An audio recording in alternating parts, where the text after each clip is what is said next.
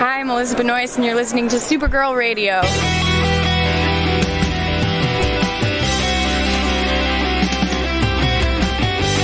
DC TV podcast. There's too many now! Exclamation point.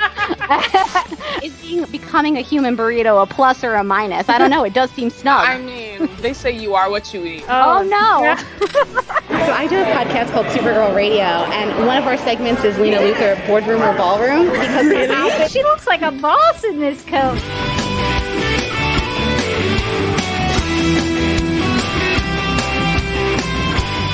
Is Nasty Luthor like a different Luthor? It's not just Lena being mean? No. Oh, Helen Slater here. It's so fun to know that you're hosting a podcast called Supergirl Radio.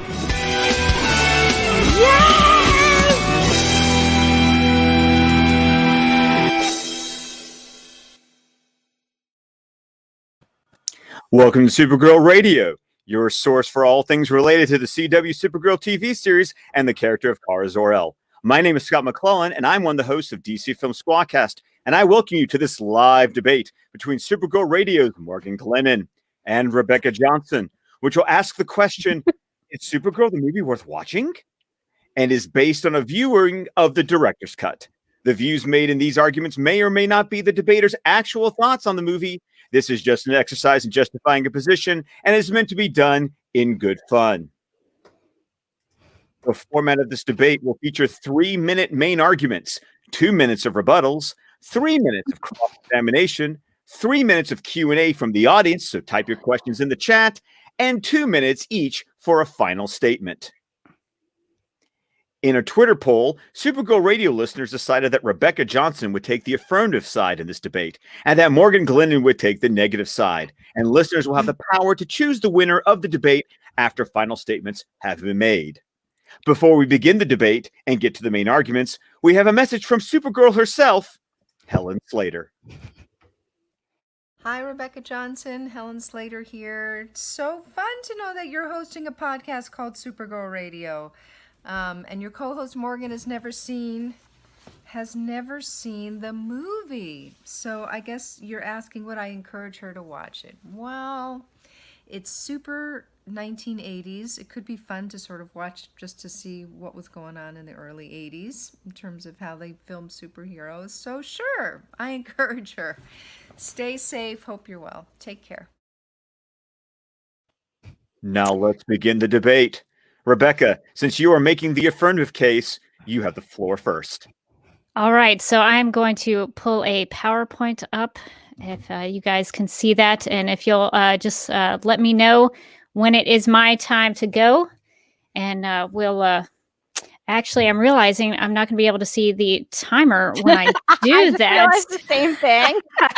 We're trying to have a timer as well. So I guess what we might do, Morgan, well, I don't know. I guess Scott, we could just like zoom it open and then close it again. I don't know. Scott, if you'll give us a 30-second mention, if you'll give us just like you got 30 seconds, that I think that will help. I will. I'm good at that. Do not worry. Cool. All right. So let me know when I may begin and when the clock is going. Your time begins now. Okay. Well, is Supergirl the movie worth watching? I'm going to argue yes, and here's why. So the first thing is that this movie has a lot of comic book connections, especially from the Silver Age of Supergirl. There's a lot of good acting performances from the main cast, and there's a great musical score from Jerry Goldsmith, which has a unique instrumentation we'll get into. And there's also a lot of historic firsts that are associated with this movie as well.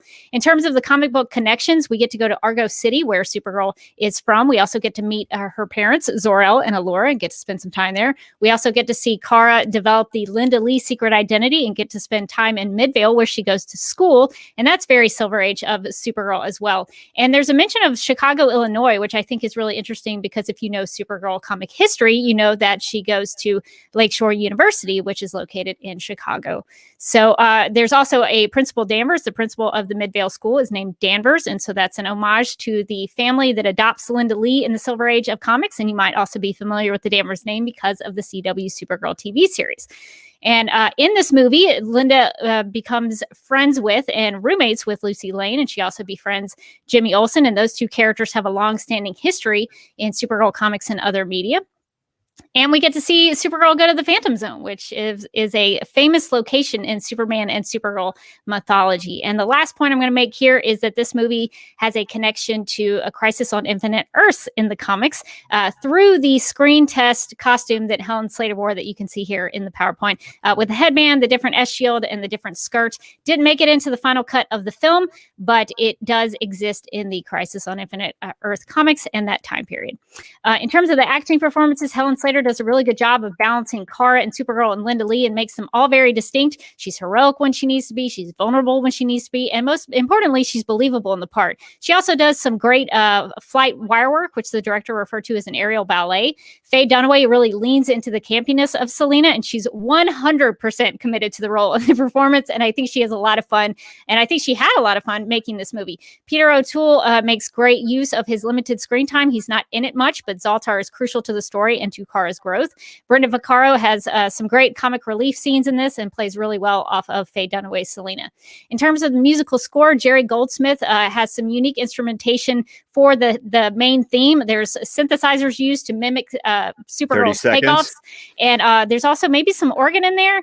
And the monster theme that they use evokes classic horror. So I think that's really cool. In terms of historical first, this is the first live action portrayal of Supergirl, the first female-led superhero movie, the first cinematic universe, because it includes Mark McClure, who played Jimmy Olsen in the Christopher Reeve Donnerverse movies. So is Supergirl the movie worth watching? I would say yes, because if you're interested in Supergirl mythology and history, if you like good acting performances, if you like memorable music, check it out. Oh my God.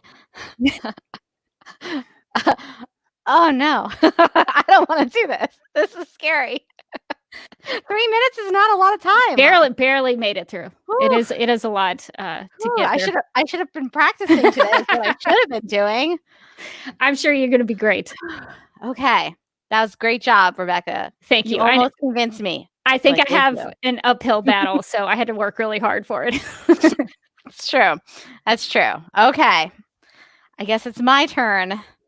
All right, so share your screen now. For my main argument, I'm going to try to share my screen.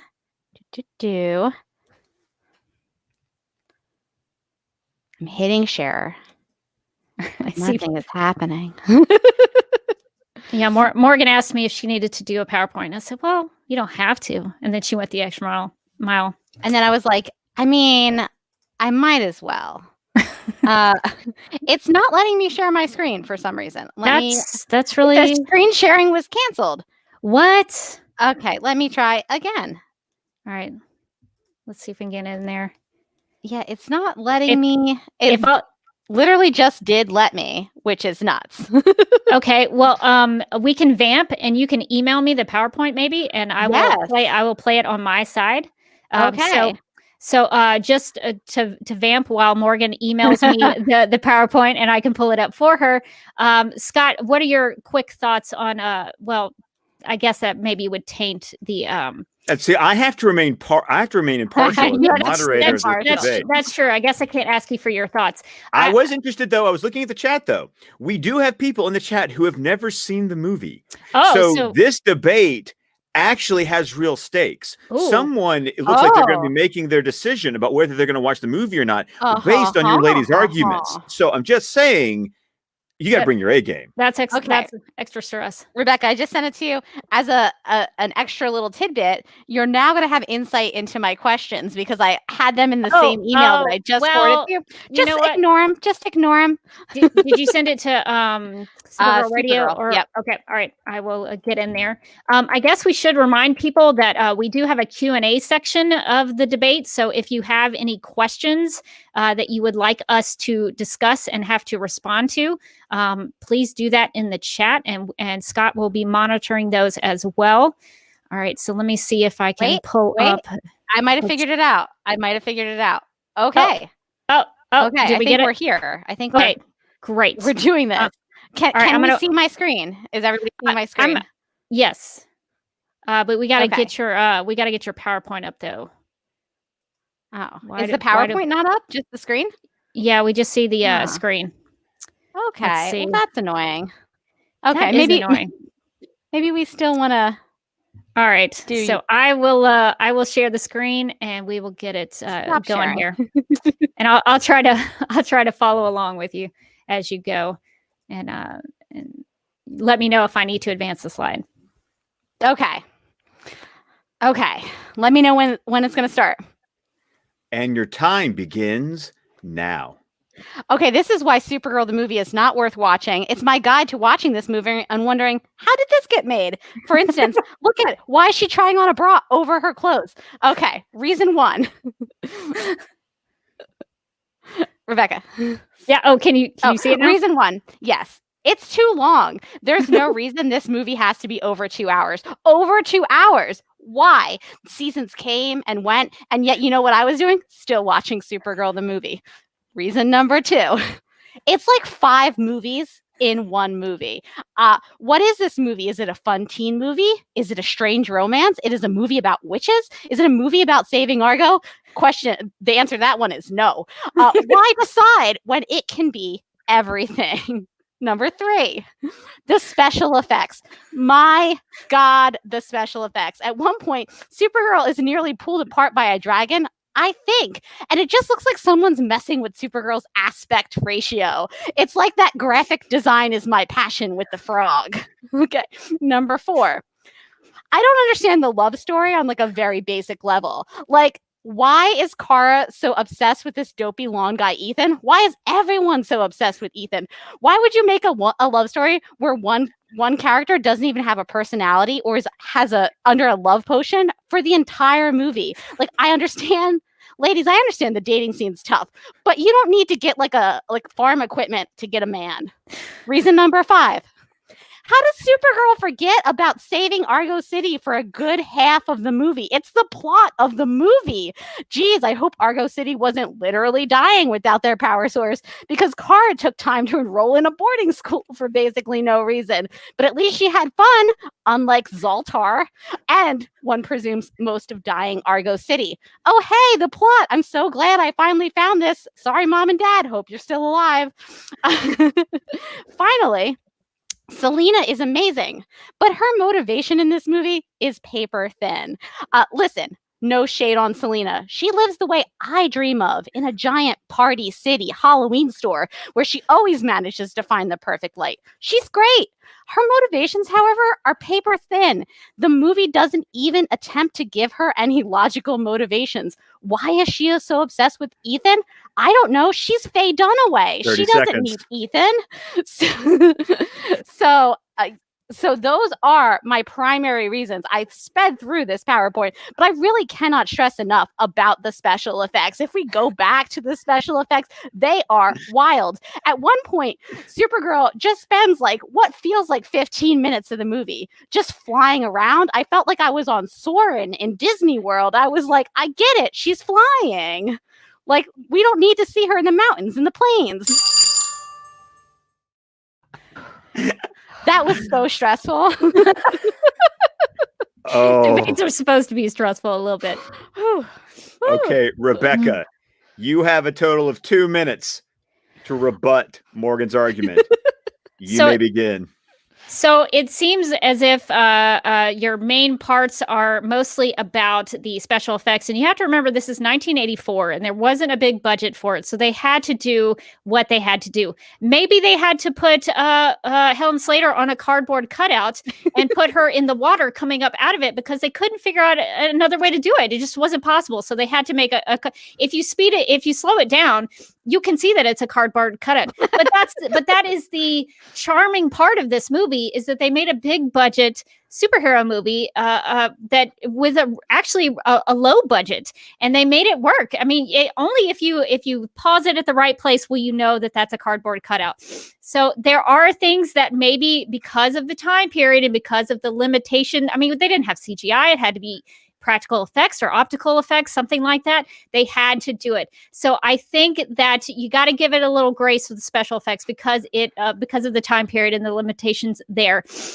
So with Selena, she does find the perfect light all of the time. And that's the wonderful part of Selena. It's very noir. You know that she is the villain because she does find that perfect light. So you got to give her credit for that. And her motivation really it's simple, but it's very direct, very clear. She wants to take over the world. She's all about world domination. She tells us there right at the beginning of the movie in her first scene, she is all about that. She is going to throw everyone out who ever spent time with her. Any of her friends, seconds. Nigel, Bianca, it doesn't matter. She is a woman with a mission, and she accomplishes it for the most part. She starts taking over the town of Midvale. She's got her little stormtroopers, and she's got a map. She's got a direction and a purpose and a mission, and she has goals that she achieves until Supergirl stops her. So maybe it's a little paper thin, but I think we got to give it credit because Selena has a motivation that she somewhat achieves and succeeds.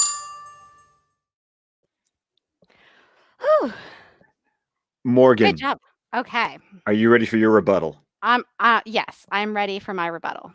Okay. Your time begins now. Okay, I did not prepare for this part, so it's going to be a lot more scattered. The water thing is an interesting point that you brought up with the special effects. Does Supergirl just dive into the water to get to Argo City? Is Argo City Atlantis? Like, why is the water even involved in this in any way? I had so many questions, and the plot had no idea how to answer them, and didn't really care. Like, why is Argo City wrapped in Saran wrap and a butterfly can break through? Doesn't that seem like a big problem to anyone else? Selena, I thought. Selena worked the best because you don't have to get too into a villain's motivations. But even still, why was she so hung up on Ethan? Having another character in the movie go like, girl, I don't even get what you see in him. And her being like, I don't either. I must have him is not good writing. It's very bad writing. What was the point of Nigel even? Like, what was Nigel's point? He's just like a mean teacher who's also a warlock who sometimes dresses in like a full body leisure suit. Like, what is Ethan's deal? We never find out. We never find out what Ethan's deal is. Why is Ethan so obsessed with Selena? She's clearly not into him at all. And he has that other girl with the weird glasses who's super into frogs and stuff that he should really be pairing up with. I guess I just had like so many questions about this movie, but really it 30 goes seconds. back to me to the fact that the whole movie is supposed to be about getting the Omega Hedron to save Argo City. Of which point Supergirl forgets about for a good half of the movie. She's like barely even looking. And when she does look, she's just kind of like, ooh, look at flying's great. And I love it. And like, ooh, there's a city. But she's not like really looking hard. And I know this because Selena lives in her town and she still somehow doesn't manage to find the Omega Hedron. It's crazy.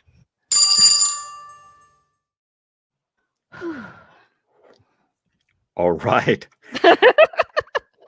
Morgan, the energy. You bring the energy. Okay. It is time for Rebecca's cross-examination. She has 3 minutes, Morgan, to ask you questions. Okay. I get to answer? Is it like a back and forth? Rebecca, Mike. You're muted. Okay, let me unmute myself. So yes, this will be a back and forth time. I'll be able to ask you questions and you can respond to me. And so we'll just keep it going. So my first question for Morgan is so we talked a little bit about Faye Dunaway's Selena. What do you think about her in comparison to the Selena? Because we saw her in the CW Supergirl in season 3 as part of the World Killer storyline. So what do you think about them in comparing them? Which one of them do you think was better? Oh, I mean, I'm taking Faye Dunaway anytime. Like, she literally lives in like a Halloween party city. You know, if it was modern times, she would have that 12-foot tall Home Depot skeleton. And that's the kind of energy I like a villain to bring. Well, it is. I mean, she needs an evil lair, and I think that's a good place to be. So yeah, I would agree. I think Supergirl the movie does a really good job with Selena and making her feel like a real witch. The CW Supergirl, I don't know, she kind of didn't do much most of the time, and she kind of forgot about her. Yeah, she didn't feel like a real. I don't know. it was not what I was hoping it would be in terms of the magical witch aspect of it. So yeah, I would agree that in terms of Selena's, I think Supergirl the movie was better. And I don't remember that other Selena always being able to find her light that way. Like, she never did. She did not have the perfect noir light. That's definitely a point to Faye Dunaway. And so I was curious because I love the Phantom Zone scenes, and that was one of the places where the special effects had a little bit to do with the mirror and stuff, but not so much. It was a physical set. 30 seconds. So I'm curious, what were your thoughts on the Phantom Zone scenes in the movie? I like the Phantom Zone scenes because I liked watching Helen Slater and Peter O'Toole play off of each other. I think the actors in this movie are actually really good. They're just given such ridiculous material. And Peter O'Toole was like, I'm Peter O'Toole. I don't know what's happening in this movie. Let's go climb up the rocks. And I like that energy. He was just committed. He's like, I don't care what this is. Let's do it. All right, Morgan, it is your time to cross-examine Rebecca. Are you ready? Okay, I'm trying to decide what my most important questions are. Well, your time begins now. Rebecca, did Zoltar send himself to the Phantom Zone, and why would he do that? Out of guilt, mostly. Supergirl gets into the space pod and flies through the binary chute to go to Earth, and she does that out of guilt too. So there's a lot of guilt. They feel really bad about the Omegahedron and the butterfly getting through the paper thin veneer of Argo City, and so a lot of it is out of guilt. Zoltar is the founder of Argo City, and he feels like he should have known better to protect his people. And so when he messes up, he gives the Omegahedron to Kara. And Kara, as a teenager, I guess, we don't know exactly how old she is in this movie, which is a little weird with the Ethan love story, because I don't know how old he is. That brings up a little bit of a question. But since I'm trying to argue have a business. Maybe he didn't go all the way through high school. I think it should be fine. But Zoltar feels really bad about letting the people of Argo City down. And so he does say, I'm going to send myself to the Phantom Zone. And I think that's actually very sacrificial. Kara really is the problem person here. She's the one who caused the issue. And she takes it upon herself to rectify that mistake. But Zoltar takes it upon himself because he knows that Kara was just doing some innocent, playing with the Omegahedron and the butterfly. And so, or the insect, whatever it was. And so she goes and tries to take ownership of that. And he does as well. And so I think that's really impressive for him to be somebody who will own up to his mistakes and punish himself. And so he does a lot in the Phantom Zone to help Kara find herself as a hero, and is really that Joseph Campbellian, wise old sage who helps her find herself and get her to the next step of her hero's journey. And so Zoltar, I think, is a really important aspect of Supergirl the movie, and that's why I really love the Phantom Zone scenes, because you get to see that character drama there. Nice. Very nicely done. You really went with the Zoltar question. I have a lot to say about Zoltar. Okay, so I've been scanning the chat, and I've been looking for questions to ask either one of you. So I'm going to start off with Rebecca, and our time is going to begin now. Rebecca, which one was worse, the special effects budget or the CW wig budget? Ooh, that's tough. The wigs are notoriously terrible on the CW. I think,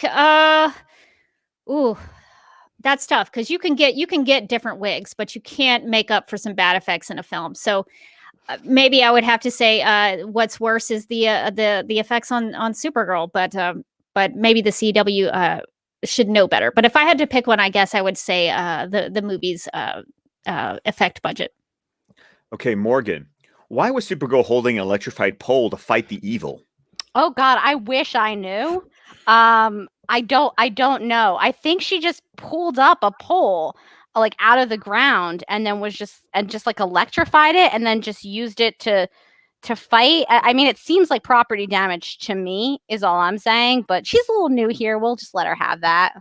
Okay. Moderator, do I have a chance to respond to that question as well? You have a chance to respond to that as well.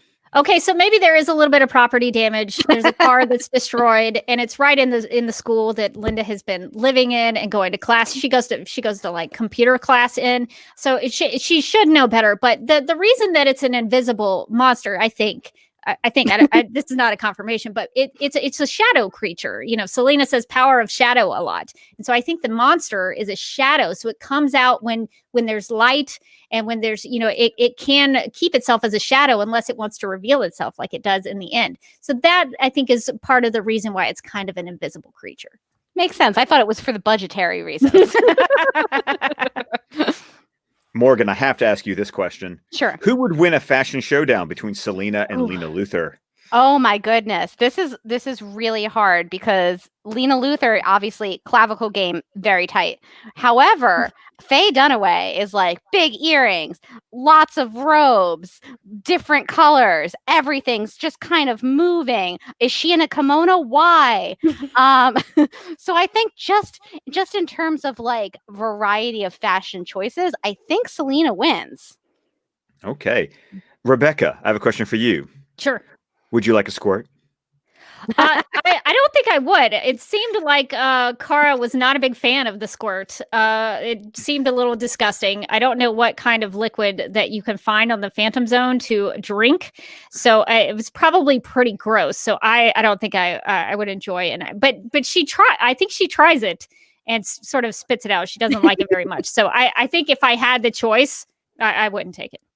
Morgan, do you think Peter O'Toole wanted more screen time? I think he had exactly the amount of screen time that he wanted. And do I think he might have been drinking during this movie? Maybe. Like, why not? Oh, excellent questions. Thank you, chat. I had fun with that. I'm sorry I didn't get to everyone's questions, but that was the amount of time that we had. So, Morgan, this is your opportunity for your final statement. Oh, God. I should have better prepared for this in all ways. I made the PowerPoint and I was like, I did it. All right.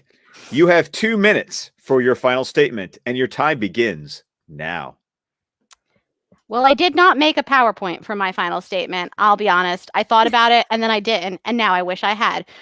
So instead, my final statement is really going to go back. It's going to hanker back to the questions, the many questions that I had from watching this movie. Like, what was the point of the Midvale section? I still don't really understand. Like, this movie did not know what it wanted to be. It was 5 different movies. It was so many different movies. Ethan, if you take him out of the movie, it's arguably a better movie. And also, he had no like character progression because he was under a love potion for the entire time. It doesn't make sense to have him on there. Why doesn't Selena ever listen to her girl Bianca? Bianca's always giving her good advice. Bianca's like, that dude, he's not that great. He doesn't even seem smart. He's not even all that. He's fine looking, but like, don't like stop your world domination plans for him. But she doesn't listen for some reason. Also, what happened to Selena at the end? Was she sent into the Phantom Zone, or did they throw her into a mirror? Did Supergirl become a twister? Why did Supergirl become a twister? Like, I don't understand. Like, did we understand how Supergirl was able to change her whole look? I don't think they ever explained that power at all. She was like, "Ooh, cool, I can fly, and also I can automatically change my hair color." While that would be good and also cost saving, definitely. I don't understand how it works exactly. And that really, if I'm coming down to it, is a lot of my feedback for this movie. It's a lot of things that I didn't understand how it was working. How does this one element tie to this other element? The movie was like, what if we did this, this, this, and this? And somebody in the room was like, cool, how do you string those together? And then somebody laughed and said, we don't. And that's how you get Supergirl the movie. Just a bunch of random things. All right, Rebecca, time for your final statement. Well, I did make a PowerPoint, nice. So well played. So, it's one slide, so don't get real excited about it. All right, let me know when you guys can see this because I won't be able to see it. We are good. So your time begins now. Well, first of all, before I get to my final statement, I just want to thank everybody for watching this experimental episode of Supergirl Radio. Thank you to my formidable opponent, Morgan Glennon, for participating in this silliness and for actually watching the movie after podcasting about Supergirl for 5 years and not having watched it. And I also want to thank Scott and Bill Meeks, who's behind the scenes helping us with this live stream. So I just want to thank everybody for joining us tonight. Is Supergirl the movie worth watching? I realize, I mean, I have to be objective about it. It's dated. It's a dated movie. It's from the 80s. It's got flaws. It's not perfect. But I think this movie is worth watching because it honors the past. It honors Supergirl in the Silver Age, and it does a really good job with depicting that iteration. And it also influences future Supergirl stories. So in Smallville, Kara goes to the Phantom Zone. On Supergirl on the CW, we hear a Kara associated with the Phantom Zone. And so it influences future storylines that came after it. Sterling Gates referenced My name is Kara Zor-El, and I don't scare easily. In one of his comics, we saw the Omega Hedron on the Supergirl TV series. Selena was introduced in DC Rebirth recently, so it took her a couple of decades to get in there, but she finally did. And I think for any Supergirl fan, this movie's worth watching because the story is about her. It's Supergirl-centric, and it's different from Superman. It tries to make it a fairy tale story or an adventure fantasy story instead of science fiction.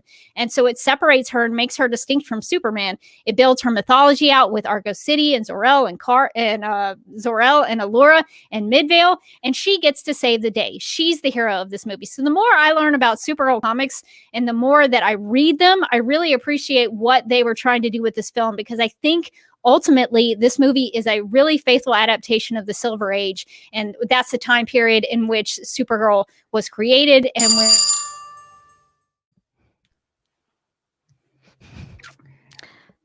All right. For everyone in the chat, you get to decide the outcome. If you agree that Rebecca has won this debate and has convinced you that Supergirl the movie is worth watching, please type Rebecca in the chat. If you agree with Morgan that you should just pass and never put this movie on your TV ever again, type Morgan in the chat. Time begins now. Vote. Let's see your votes. Rebecca, Morgan, let's see it. I mean, who had the harder time really doing this? Who had the more difficult? Oh, guys, come on. Have you seen the movie? Oh, no, some people actually haven't seen the movie. But the question is, are they going to go watch it? I think Rebecca might have convinced them to go watch it, but I'm going to tell you, you're going to get about halfway in and you're going to be like scrolling Instagram just for a break. I had to pause it and just scroll just to take my mind off of what I was watching. Oh, I like this one, Rebecca, but with much alcohol. I love the qualification. Oh, fair. That's fair. That probably would have helped. Oh. Wait, I would do that fashion breakdown. I would do it. There's a lot happening in that movie. Okay. That's totally possible. I have to call it at this point. I'm calling it Rebecca has won the debate. Yay! Supergirl the movie is worth watching according to Supergirl Radio and its listeners and viewers. Somebody said I convinced them to watch it. Well, you did your best. And, I'm so good at debating. I debated your side for you. Well, I feel like I debated your side a little bit too. So I think we were pretty objective, even though we were trying to make our points. All right. Well, I guess that's gonna do it for us, Scott. So you want to close out the debate and we'll continue on. Absolutely. This marks the end of the Supergirl the movie debate. Thanks to both of our debaters, Rebecca Johnson and Morgan Glennon, for participating. All right. Well, thank you to Scott for serving as a moderator for us, because it's too much to do all of this and try to keep time and to switch everything.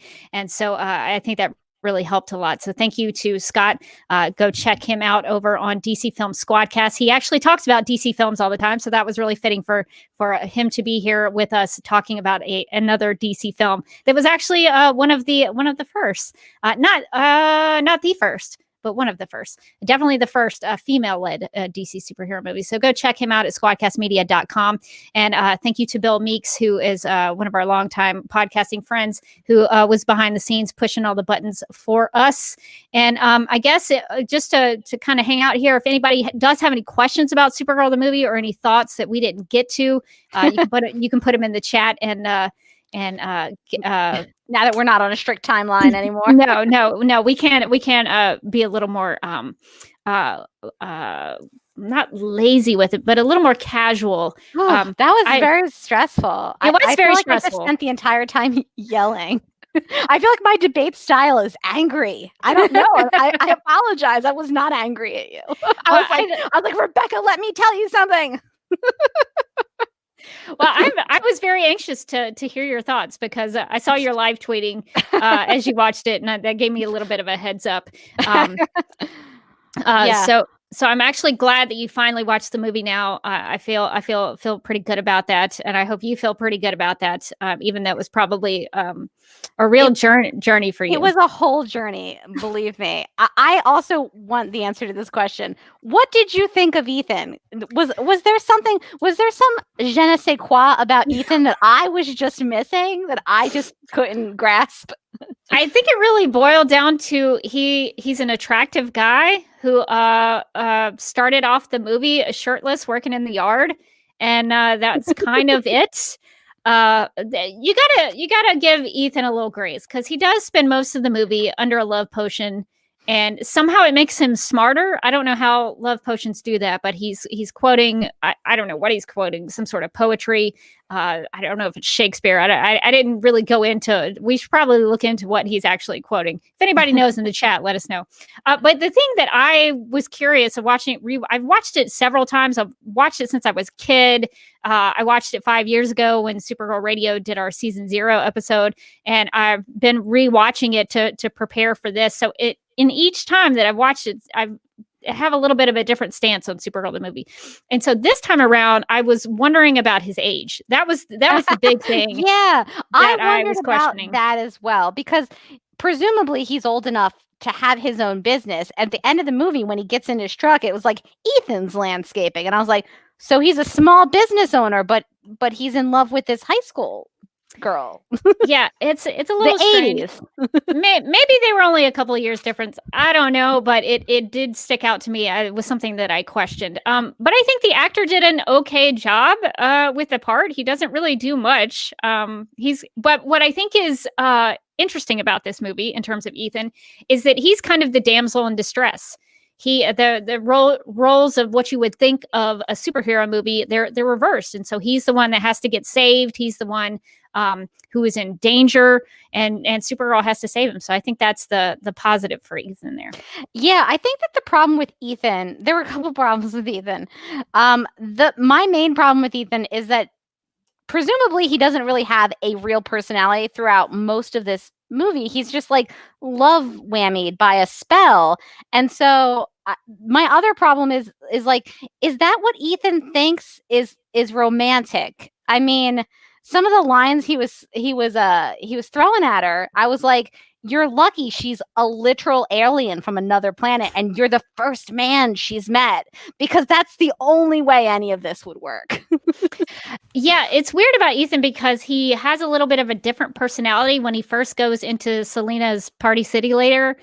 He's chewing on a toothpick or something, and he kind of sounds like he's not real smart. And then all of a sudden he knows also, he's not into commitment. He wants you to know that right off the bat. He's like, listen, lady, I like what's going on here. I like the vibe that you're into me. I love this Party City. I love it. But I want you to know, Ethan don't commit. he did make that very clear to her when she was hitting on him. So maybe that was his character arc in the story. Yeah, he did have maybe a slight arc. It wasn't much. If you were talking about Selena having a paper thin motivation, he definitely had a paper thin arc as well. Although he seems pretty genuine by the end. He does. I think Rachel points out a good point. Why wouldn't they have chosen one of Kara's comic book boyfriends for this? Possibly budgetary. The only one that they could probably have done would have been Dick Malvern, because Brainiac Brainiac 5 and Jero the Mer boy would have been really difficult to do because of the special effects. So Oh yeah. yeah, I think maybe they could have gone with Dick Malvern though. I think you could have made Ethan Dick Malvern and it would have been the same story. That's true. Anthony wants to know if we had to send somebody to the Phantom Zone, would it be Ethan or Mon-El? Are we ooh. I mean, I have to send them because I have nothing against either of them. Like, they're not great, but I don't think that they deserve to go to the Phantom Zone. Yeah, that's kind of for criminals. And Zoltar, apparently. Zaldar thought he had committed a crime against his people. So he felt really bad about that. If we had to pick, I guess this is a snap judgment. I'm going to say Mon-El. Yeah, see, I'm going to flip it. I'm going to go with Ethan. Because at least, like, I know Mon-El's personality. I don't always like it. But Ethan, what is up with you? Who is Ethan, really? Mon-El tried to hit on Kara while he was married. So that's a good point. That's a very good point. That's kind of what I leave Mon-El with. So I'm not real happy with that. Somebody asked, why did we decide to have this debate? Mostly because Morgan had never watched Supergirl the movie, and we were trying to think of a way to do that because we had previously done on Supergirl Radio a recap. I did it with Teresa Jacino way back. I think it was like one of our first episodes. I remember listening to that episode, and the reason I remember is as I was watching it, I was like, Omega Hedron. I know that word. Yeah, so we had already kind of done a recap and a discussion, a review of it, and we had already gone over the trivia and the audio commentary stuff and a lot of facts about the movie. So there was really no need to recreate that. And so I thought it might be more fun to do something a little different. And Morgan, I have to give it up to Morgan. She was so game about it. I thought it was probably going to be something really silly to propose, but she was like, "Sure, it sounds fun."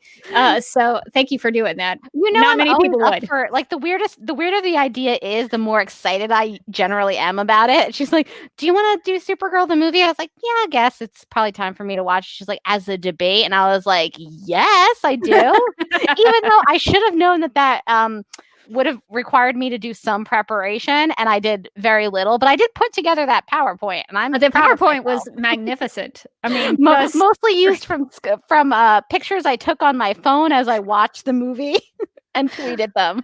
It was flawless. So thank you for doing that, because I know that took a little bit extra work. But I think the format, I think, worked because we were still able to sort of justify our points and ask each other questions and have a little bit of a dialogue. So I think the debate was fun, something different that we've never done. So I'm glad we were able to do that. And I tried to wear my lady blazer. I tried to dress up a little bit. Oh, nice. I should have. I was just wearing my my Sunny Danvers shirt. I was like, it's on theme. You know, that's appropriate as well. I thought so. So Harley wants to know, for me, have I read much of the Supergirl comic books, and where she rated in your superhero totem? So I've read most of the superhero comics, Supergirl comics I've read have been with this podcast. So I don't have a very extensive Supergirl knowledge, and I've kind of done that. I want to say I've done it purposely, but we know I haven't. I keep meaning to read them, and I just did. But now I'm kind of doing it purposely because I'd kind of rather experience them as we end up reading them in the future. So I'm like, well, let's not like spoil myself, so that like when we eventually talk about some of these runs, I've like read them before and they're like old hat to me. Like I want to come in fresh. So I've mostly just been reading the Rebirth stuff, and then I read Supergirl Being Super, and then what was the really nice one with that Sterling Gates wrote that we loved? Adventures of Supergirl. Yeah. So but you read that, I think, while we were podcasting about it. So yeah. It wasn't independent. And where does she rates it very highly on my superhero totem. She's like at the top, obviously. Yeah.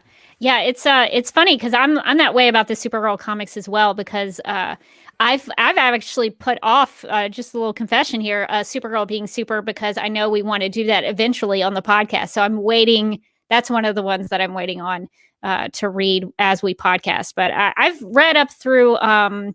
I'm kind of still in the 80s right now reading Supergirl comics, but I've read most of the stuff that comes after that, the Matrix Supergirl and the return of Supergirl in 2006 and beyond. So, oh, I just remembered. I read a little Silver Age stuff when I was on Corey's Supergirl Power Hour podcast, and that stuff truly is a journey. That stuff is wild. So I'm excited to eventually read some of that stuff again, because I was just like, wait, what's happening now? There's more wackiness to come with the Silver Age, so you'll definitely enjoy that if we ever go back to that. Mark wants to know if I watched the film specifically looking for reasons not to watch it, and if so, did that take me out of the movie? So I'll be honest, I had heard of the movie before. I had heard its reputation, so I kind of knew what I was getting myself in for when I was watching it. I will agree, I did kind of watch it to look for reasons not to watch it.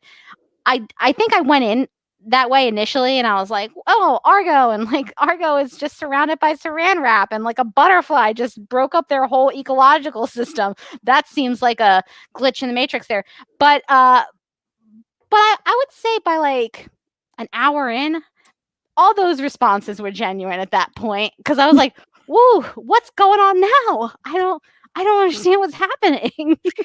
I mean, there are definite flaws to the story, and I think you make a good point that you could take some plot points out of it and make it, just you could simplify the story a little bit and make it a little stronger as a story. I think that was a good point. Let's see. I think people liked the debate format. There was also a suggestion to do another debate, the greatest Lena Luthor outfit of all time. That would be really tough. That's a tough one. I think I kind of probably have an idea. Gray sweater. But I mean, so many good looks. Like that would be way tougher than this debate, I think. Yeah, I don't know if that works as a debate, because you have to have one of the tricky parts of setting up this debate was thinking about what we were going to debate, because usually when I'm a nerd. I've watched like professional debates, and and when I was living in Atlanta, I went to a debate just to see people argue points, and so that's usually how they go. They have something that they're actually debating back and forth, and you have to take a side on. And so that was kind of the tricky thing about this movie, is what we were going to debate. And I think that would be tricky with Lena Luthor, Boardroom or Ballroom, because that's such a big, broad topic. And I feel like we would also just end up agreeing with each other. Like you would say, like, remember this outfit? And I'd be like, yeah, you're right. That is great. Like the only debate in history where we're like, yeah, no, I agree with you, actually. Yeah, that would be really tough.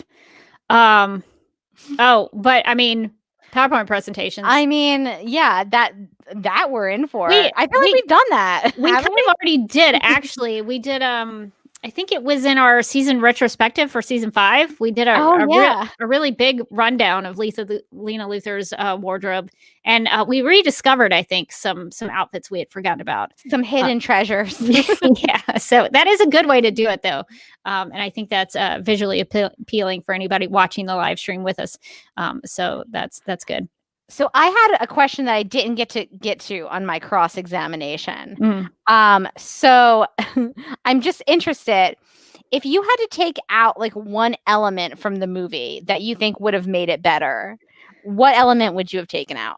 Oh, that's so hard. Not the Argo City stuff. I think I like the Argo City book ending. It starts in Argo City and she returns the Omega Hedron. I'm spoiling all of this for people who have not seen it.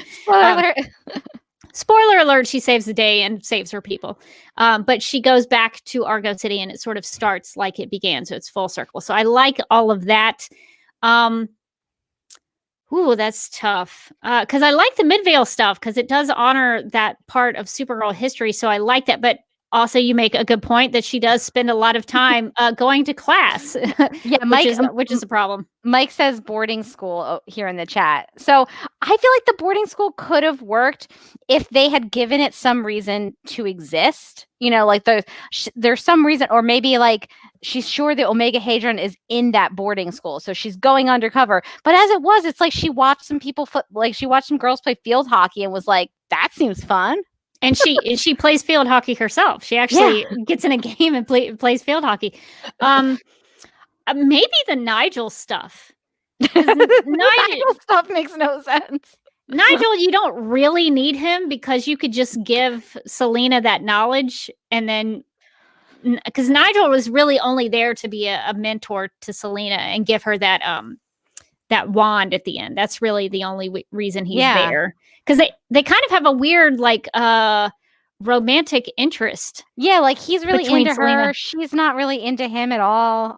Yeah, she uses him. And so I think you could maybe take that out because Nigel's not really necessary. Anthony says he would take out Monster Bulldozer. And I think that's a fair point. My favorite part of the Monster Bulldozer scene, besides everything, was that Kara just watches all of this destruction happen. Kara is standing outside with everybody else, just watching the whole town get destroyed, watching this guy running away from this bulldozer. And she's like, weird day. Meanwhile, Lucy Lane immediately springs into action. No superpowers whatsoever. Runs up to the bulldozer, gets inside, tries to turn the thing around, gets knocked out. And at that point, only after half the town is destroyed, Kara is like, I guess it's Supergirl time. Well, if I was going to defend Linda in that situation, I would say that I think the really nice storytelling choice there is that Linda would see, or Linda or Kara, however you want. She's Linda at that point because she's in her Midvale clothes.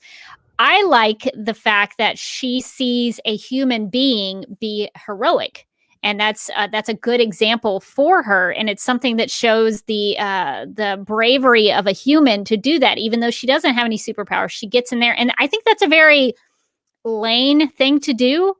Lois is like that too. So I think that and it gives Lucy Lane something to do and gives her a little bit of a heroic act in the movie. And I think for Linda at the time, she did not know how to, because she's still kind of just getting used to the secret identity thing. So it's one of those things where it's like, when do I change? When do I become Supergirl? But then once she does, she saves the day. Yeah. I think I would have gotten rid of Ethan.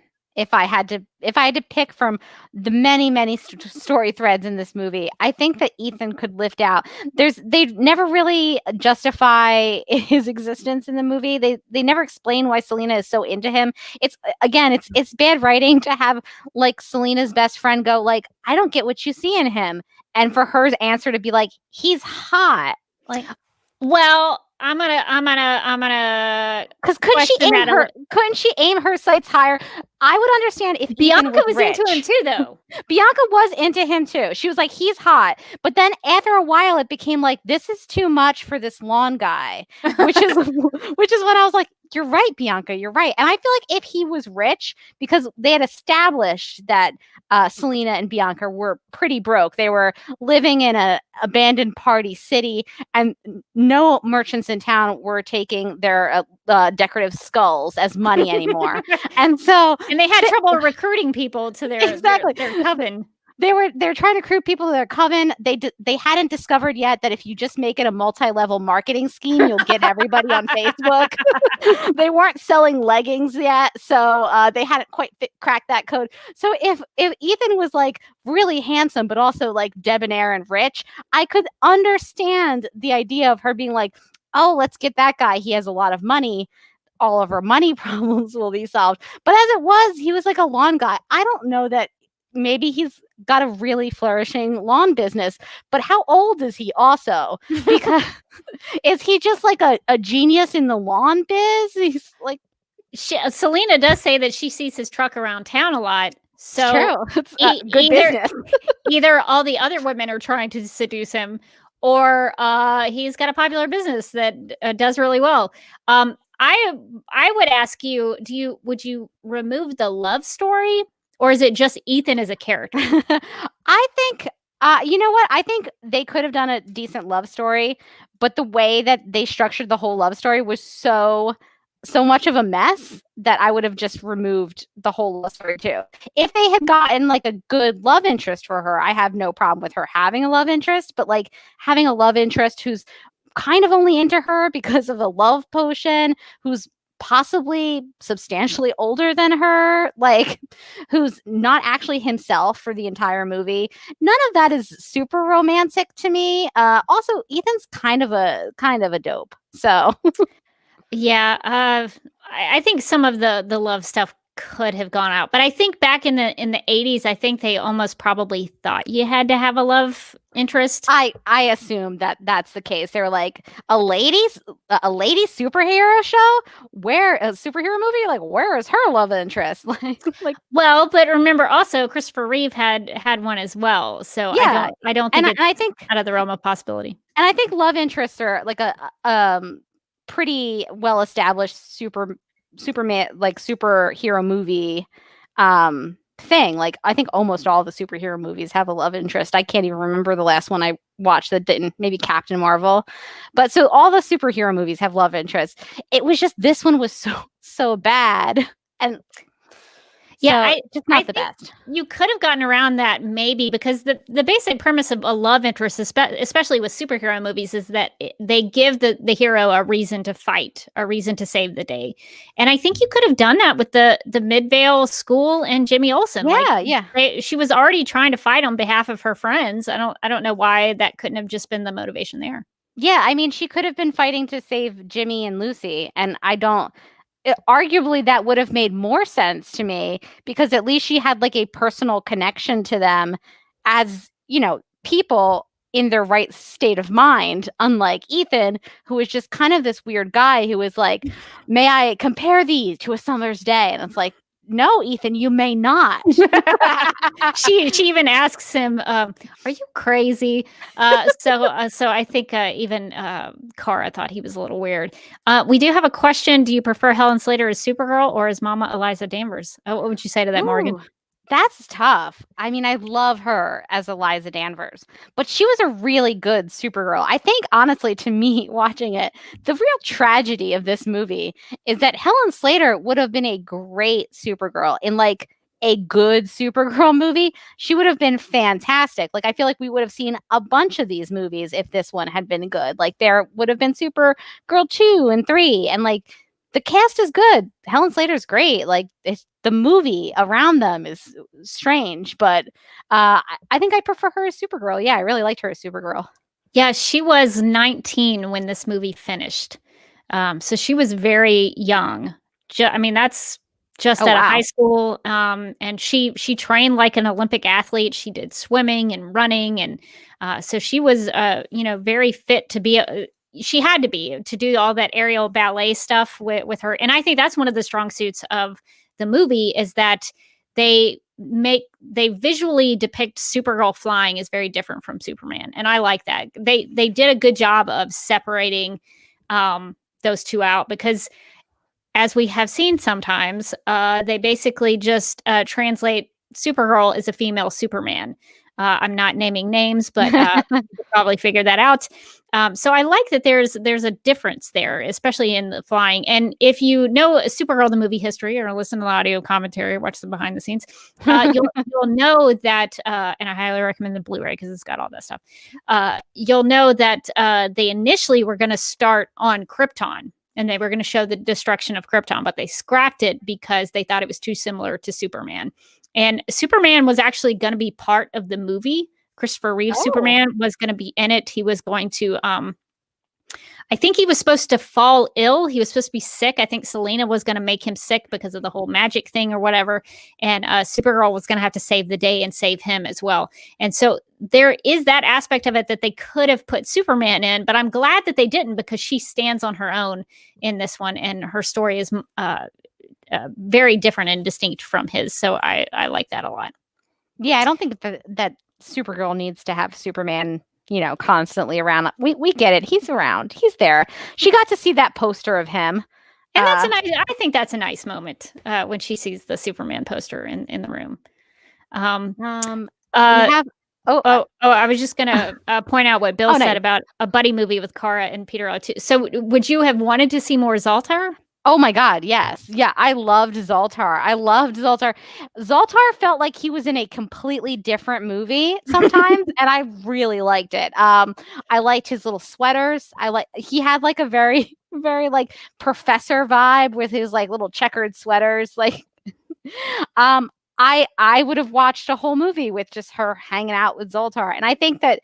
Honestly, the scenes in the beginning with her and Zoltar and the scenes in the Phantom Zone with her and Zoltar are some of the strongest scenes in the whole movie. So, like, you have Peter O'Toole. I mean, he was probably like, no, this is as much as I want to be in this film. please let me die in the volcano or whatever it is. And just the maelstrom. Yeah, the maelstrom.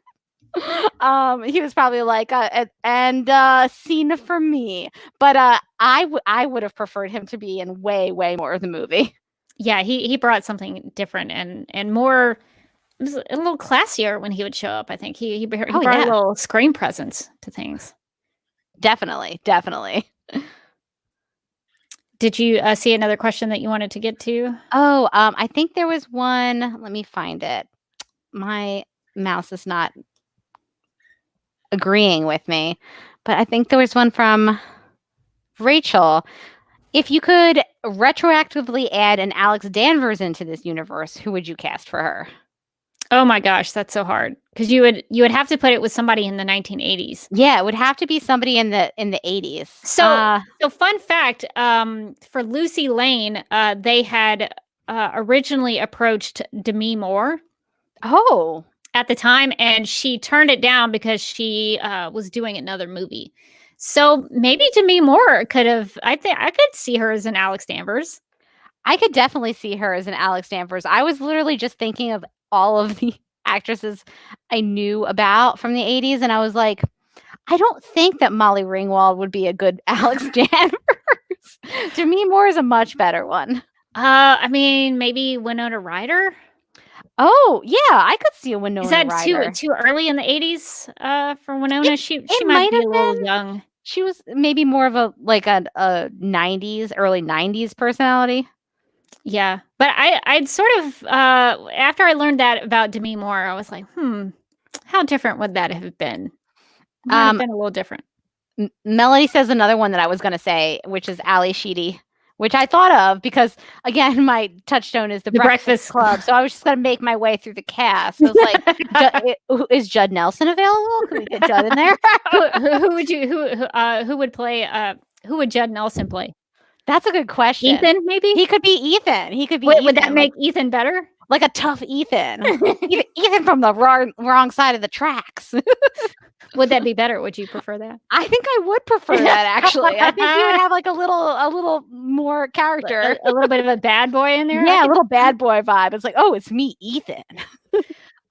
So if you could see a sequel to this film in particular, what would you want to see? Like if you had the power to go back and say, hey, this was a super successful movie and everybody loved it. Let's make another one. Universally beloved Supergirl. Interesting. I don't know. That's a good question. Because I was really interested, even though obviously the whole city was wrapped in the saran wrap, and that's dangerous. But I wanted to know more about Argo City. Clearly, they didn't have the budget for space stuff because we saw the movie. But I would have liked more Argo City stuff. I thought that stuff was interesting. So maybe like a version of the sequel, she would be back in Argo City, and then maybe she'd have to go to Earth for something, or maybe it takes place all on Argo City. I don't know. The only thing is Argo City it seems small. It seems like there's not a lot going on there. I mean, they do some interpretive dance. They have math classes. I want to know more about the interpretive dance. Like, what was that? It's just like, oh. Just a lot of rolling of shoulders. It seems, I bet they are so stress-free there. It's like a lot of like hot yoga. I mean, what else do they have to do there? Not much. So I don't know how much you could do with Argo City. For me personally, the idea of getting to see Superman and Supergirl together would have been really cool. And even though I like that her movie is her own thing, I think in a sequel you could probably get away with teaming up with Superman, because after you've kind of proven that she can carry her own film, I think that would have been really fun. Unfortunately, that never happened, but I think that's what I would have wanted to do. And I would have loved to see Helen Slater and Christopher Reeves. Like, that would have been so cool. I think they would have been really good together. Let's see. Do we have any other questions? We can wrap it up here in a few minutes. Let's see. Donna says Phoebe Cates for Alex Danvers. Oh, I can see that. That's a good. Jennifer Jason Leigh, also a good casting choice. Ooh, I like this one. Joe from The Facts of Life. Nancy McKeon. That's a good one. That would have been. She would have been able to do it. She would have been pretty popular at that point. Facts of Life ran from Don't ask me how I know this. I'm a huge Facts of Life fan. It ran from 1979 to I think 1988. So this would have been like peak Joe time. So I'm surprised she wasn't a contender. I've actually never seen The Facts of Life. I know. Morgan, that hurts my heart. Don't watch season 1. Season 1, although it does have Molly Ringwald in it. My girl. Fun fact, Molly Ringwald was one of the girls at Eastland in season 1. Watch from like season 2 to season 4. That's really all, I think. That's all you need to watch of that show. Let's see. Any other questions? Let's see. I was trying to... This isn't a question so much as a comment, but there isn't no gazebo in that Argo. Is a good. It definitely couldn't be evil because they don't have gazebos in the first place. But I think it is. Would you think that the whole thing was a gazebo? You just blew my mind. Because it has levels and it has a ceiling, but it's an open space. Have we all been in a gazebo this whole time? I mean, so I think the open space sort of reflects a gazebo. I don't know. I think that maybe that's the vibe I'm getting. That was too deep for me. Okay, let's see. Anything else? I'm trying to see. There's a lot of comments. Sorry that we couldn't get to these things while we were in our debate. It seems like a lot of people are mad that I've never seen The Facts of Life. I mean, I'm sorry. It's upsetting. It cuts me on a deeply personal level that you've not seen one of my favorite TV shows. Although, again, very 80s TV show, so you kind of have to go into it. But a fun fact, Facts of Life was super popular when it was in its peak. It was one of the top 10 rated shows on the television. Wow. It kind of took a nosedive the older it got. There was a weird period where they were selling like novelty items in a store. It was that's not the best iteration of Facts of Life. Okay, well, I think we might wrap it up here. Morgan, young George Clooney is on The Facts of Life, so that's a good reason to watch it. He kind of comes on when the show kind of takes a downturn. They were like, no, George, what did you do? I think George was brought on to sort of save the show a little bit. So, so that is the fun fact about that. Okay, so I guess we should wrap it up here. We've done a lot of talking about Supergirl the movie, and thank you guys for hanging in here with us while we sort of did this experimental format for Supergirl Radio. It's a little different. I don't know if we'll ever do a debate again. It was super stressful, but I think we did a good job of trying to argue our positions. So I think we managed to pull it off. Okay, so let's get to some news items and some plugs. And Morgan, if you will help me, so we can be really super profesh. I'm going into the banners. if you go into brand and go to the overlay section, all you have to do is click on it and click off to pull it off. So that's where you're going to hang out in the overlay section while I read some information. Okay. Oh, hold on. I might need to. Oh no. Oh no. Oh no. My mouse has been very finicky tonight. Okay, I think I've got it. I've got it. Okay. Trust me. Okay. All right. So this is very important, and I think you'll be able to intuitively know which one to pick. Okay, so that everybody knows, Supergirl Radio is going to be taking next week off because of Thanksgiving and some of the stuff going on with that. But we'll be back with another live stream on December 1st at 8:00, going to 10:30 p.m. Eastern, because we're going to be doing a fundraiser for RAIN, the Rape, Abuse, and Incest National Network, which is the nation's largest anti-sexual violence organization. We're going to be having some listener-led segments, which is very exciting. We've got some people, just to give you a little tease, we've got some people talking about the super pets. We're going to have a segment including maybe your boy Comet. There's going to be some super pet stuff, some Danvers sister stuff. There may be some legal consultants talking about Obsidian and some of the questionable practices there. And I think we're going to also dive into the science of Supergirl on the CW and some of the questionable things that go along with that. So we've got some listener-led segments, and if you guys have anything that you would like to contribute in terms of donations, go to fundraise.rain.org/Supergirl Radio and give anything you can. We're trying to get to $300, and we're about halfway there. So if you want to go ahead and give before the fundraiser, feel free to do so. And tell your friends, pass the link along. But we're going to have a really good time and enjoy the listener-led segments that are going to be coming in. And we'll Morgan and I'll do a little wrap up for the last 30 minutes, and we'll have our own little fundraiser. All right. And so that's going to be on December 1st. And then on December 8th at 9 p.m., we'll be live and wired to discuss the Katie McGrath Christmas movie titled A Princess for Christmas, which is currently streaming on Netflix. So if you don't want to be, we're going to be doing a spoiler-filled review and discussion. So if you don't want to be spoiled, you probably want to come prepared. Just this is your homework. I mean, maybe you could kind of guess where that movie is going to be heading, but what happens at the end? Maybe is it Christmas? Is it a princess? I don't know. I'm gonna find out. You'll have to go to Netflix and watch it. I think it's Katie McGraw in some festive sweaters. Come on, guys. Maybe we should make a PowerPoint about that. Yeah, it's just all the sweaters in A Princess for Christmas. Watch there only be one now. I've cursed us. Fun fact, I read that all of the little toboggans, the little skull caps that she wears, her mother knitted those.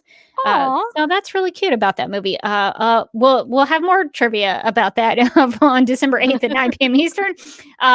So come prepared with your Christmas, your ugliest Christmas sweater that you want to wear, and maybe a hot cup of cocoa, and enjoy some Christmas fun with us on December 8th. And I think that's going to be our final Supergirl Radio podcast episode for 2020. So don't expect anything for the rest of the year, but we'll be back in January 2021 with new episodes. I mean, to me, it feels like the right way to go out is A Princess for Christmas. I think so. I think it's going to be a lot of fun. People seem to really like this movie. I've confession, I've already watched it, so I've already spoiled myself for it. I was bored. I had a couple hours one day, and I was like, well, I might as well watch this. So it is very Christmassy, and so if you're in the spirit, I know people are already like, Halloween just ended, and people are just moving into Christmas. So if you're one of those people, you'll enjoy that. Time is a flat circle this year. Listen, whatever gets you through. Rachel asks, when is the 300th episode? That's gonna, I think, come in January. We're pretty close. So expect that early 2021. I'm currently editing the montage right now. I've got a whole sequence of just Morgan's Hope voice. I've got Hope speeches. I've got all kinds of good stuff in the montage. So that will be coming up. We might have a Comic Girl poster associated with the 300th episode. So there's going to be some fun stuff coming out for that. Nicole also says, follow the Princess for Christmas Twitter account. Yeah. If you like the movie, the Twitter account they have is pretty active, and they like to share fun facts about the movie and stills and things. So definitely give them a follow. We'll put that in the show notes. Nice. And let's see, what else do we have going on? So I think that's going to kind of kind of do it so that we have 2 live streams left, 2 episodes of the podcast left. So remember December 1st and December 8th. And so we're going to do a fundraiser, and then we're going to end the year with a cheesy Katie McGrath Christmas movie. And I think you guys will enjoy that. And you can donate to the fundraiser anytime. Like if you can't make it on that day, why didn't you clear out your calendar? Come on, aren't we friends? But you can still donate to our Supergirl Radio Rain fundraiser at fundraise.rain.org/Supergirl Radio. Yeah, and I think that'll be a good way to close out the year. Do something sort of good for some other people during the Christmas season. So if you do have the capability and the funds to help, anything would help. $1 or $5, you don't have to give much. So it all adds up. Yeah. So if you are able to give, please do so. That would be really appreciated. All right, so Morgan, you wanna get those banners ready, be real professional. Okay, I'm ready. Close this out. All right, cool. Well, if you would like to contact Supergirl Radio, you can post a comment on our website at supergirlradio.com. You can email us at supergirlradio@gmail.com. If you would like to leave us a voicemail, you can call us at 678-718-7252. And make sure to call in before Tuesdays at 6:30 p.m. Eastern. We'll probably take a little bit of feedback in the Christmas a Princess for Christmas episode, so we'll probably get to some emails there. We'll have time to do that. You can like us on Facebook and follow us on Twitter and Instagram, all at Supergirl Radio. You can listen to us on iHeartRadio, Spotify, where we also have a Spotify playlist that includes music featured on and inspired by the show, as well as the Supergirl the movie score. You can also find us on Radio Public and Podchaser. And we are listed on DC's fan page, which you can find at dccomics.com/DC-fans. We're available on Apple Podcasts and Stitcher Radio. So if you got some time and you enjoy what we do, we encourage you to give us a rating and write us a review. You can find all the links to everything I just mentioned on the right side of the page on the supergirlradio.com. You can also find the fundraising page for Rain on supergirlradio.com as well. And let's get ready for the DC TV plugs. Where are they? Let me make sure that we take that off, and let's get to Amy's plugs, even though they're super out of date because Berlanti added a new Wonder Girl show. So we're just going to have... Can he stop? Can he stop? Can someone stop him? I'm worried about him now. It's intervention time. Somebody needs to sit him down and be like, Greg, we all love you here. Stop making superhero shows. It's too many now. It's too many. He's getting a little out of control. Greg Berlanti, you need to cool it. So we're going to have to redo the plugs all over again because we're super out of date at this point. But let Amy tell you all about the DCV plugs. Supergirl Radio is part of the DCTV Podcast Network, so if you're interested in The Flash, Black Lightning, Legends of Tomorrow, Batwoman, Titans, Stargirl, Green Lantern, Strange Adventures, and the upcoming Superman and Lois series, or DCTV After Dark, make sure to follow DCTV Podcasts on social media and subscribe to the podcast mega feed if you want all those podcasts in one place. Thank you to Amy from the Legends of Tomorrow podcast for recording that for us on the fly and for being such a good our voice. Yes, she's so good. All right. Well, you can follow me on Instagram at The Derby Kid. I may do a new Snyder Cut trailer-y thing for my YouTube channel, which is youtube.com/duckmilkprod, because Zack Snyder dropped another version of the first trailer he released for the Snyder Cut, but it has a few new shots and a little bit different look to it. So maybe I'll put something up on my YouTube channel about that, but you can follow me at those places. And you can follow me on Twitter and Instagram at Mojotastic. And you can also find me as a co-host on DCTV After Dark, as well as the Legends of Tomorrow podcast. On the Legends of Tomorrow podcast, we just dove back into actually talking about the show that we podcast about after quite a long break. And we were talking about aliens. So we actually talked about aliens for such a long amount of time that we had to cut the episode into 2 parts. So sorry about that. And a lot of alien content for you. So in part 1 that got released, Kat takes us through the storied history of DC comic aliens. And then in part 2, Amy takes us through pop culture aliens. Well, I give you the real story about actual aliens. Now, listen, I'm not hyping this up, but I do tell you whether or not aliens exist, and so you're going to want to listen. I did so much research. I did a lot of I watched a couple of different documentaries. I didn't watch Ancient Aliens, but I did read a very informative article about Ancient Aliens. Did you know that the History Channel show Ancient Aliens, I'm giving away free content here from the podcast, was originally a 2-hour special that was supposed to tie into the Indiana Jones movie, Kingdom of the Crystal Skull. Ugh, that's not my favorite. So it has aliens in there. That's a fun fact. It does have aliens for some reason. I don't want to totally take credit for this episode of the Legends of Tomorrow podcast, but I feel like I pitched these ideas to you guys.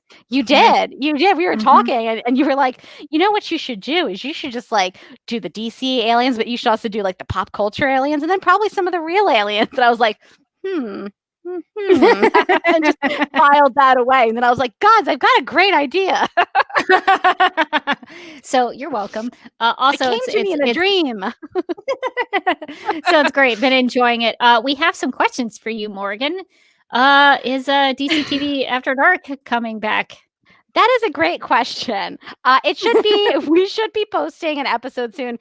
Hilariously, we recorded an episode probably more than a month ago, and we just haven't posted it. But we have an interview with Rachel from the Batwoman podcast. It's a great interview, and we're gonna get that to you someday. Well, I definitely look forward to that whenever you all decide to release it.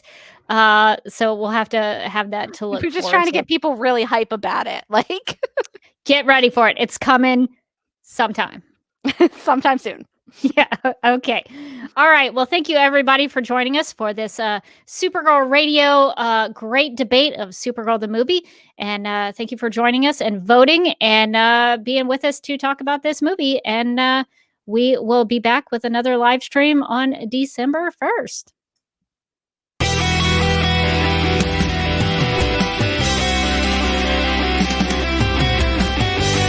DC TV podcast. There's too many now! Exclamation point.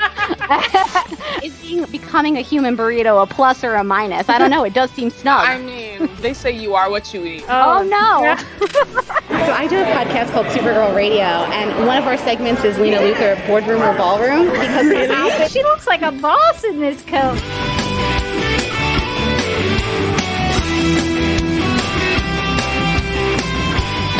Is Nasty Luthor like a different Luthor? It's not just Lena being mean? No.